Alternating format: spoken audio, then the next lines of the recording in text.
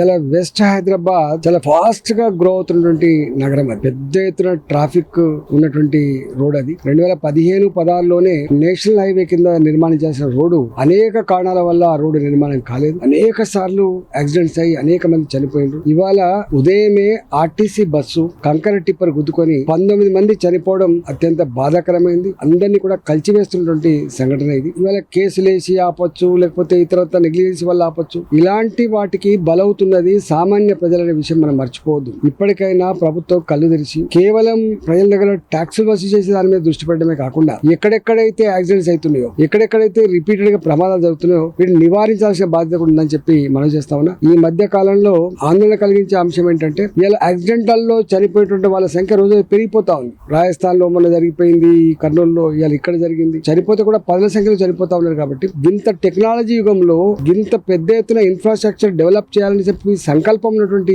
ఈ స్టేజ్ లో ఇంకా గిట్లా చనిపోవడం ఇలా సభ్య సమాజం తలదించుకునే పద్ధతిలో ఉంది. కాబట్టి తక్షణమే ప్రభుత్వం ఇంటర్వ్యూన్ అయ్యి ఇవాళ కేసులు వేసిన వాళ్ళు, లేకపోతే కావాలని చెప్పి ఆపే వాళ్ళు, కాంట్రాక్టర్ గా ఉన్నటువంటి వాళ్ళు నెగ్లిజెన్స్ తోటి ఏదైతే జరుగుతుందో వీటిని నిర్మూలించి తక్షణమే అభివృద్ధి కార్యక్రమాలు చేపట్టాలని, ప్రజల ప్రాణాలు కాపాడాలని చెప్పి ప్రభుత్వాన్ని డిమాండ్ చేస్తారు.